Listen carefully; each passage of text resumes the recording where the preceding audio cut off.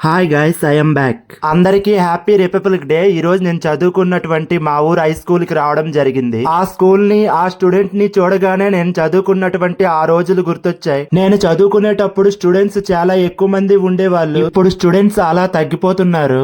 నాకు ఏడుపు వస్తుందిరా. ఆ రోజులు మళ్ళీ రావు, ఈ రోజుల్లా కానే కావు, అంతేలేని ఆనందాలు వెంటే వస్తే అంతే చాలు.